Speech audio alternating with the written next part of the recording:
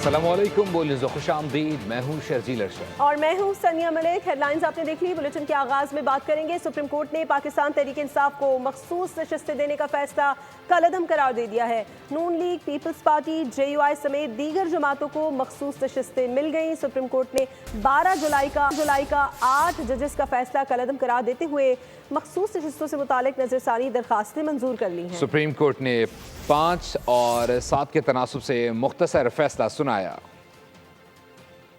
تحریک انصاف مخصوص نشستوں سے محروم۔ پشاور ہائی کورٹ کا فیصلہ بحال، 12 جولائی کا 8 ججز کا فیصلہ کالعدم قرار۔ سپریم کورٹ نے بڑا فیصلہ سنا دیا۔ سپریم کورٹ نے مخصوص نشستوں سے متعلق نظر ثانی درخواست کا محفوظ شدہ فیصلہ سنا دیا۔ سپریم کورٹ نے 12 جولائی کا 8 ججز کا فیصلہ کالعدم قرار دے دیا۔ This court in original or review jurisdiction.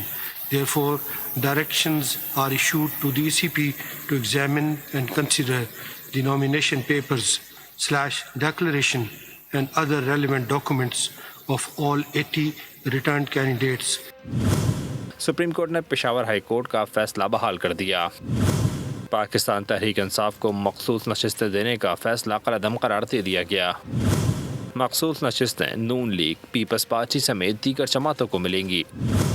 Supreme court نے 7 اور 5 کے تناسب سے مختصر فیصلہ سنایا۔ جسٹس جمال مندوخیل نے 39 نشستوں کی حد تک اپنی رائے برقرار رکھی۔ جسٹس محمد علی اور جسٹس حسن اظہر نے مشروط نظر ثانی درخواستیں منظور کیں۔ سپریم کورٹ نے فیصلے میں لکھا کہ 80 نشستوں کی حد تک معاملہ الیکشن کمیشن کو بھجواتے ہیں۔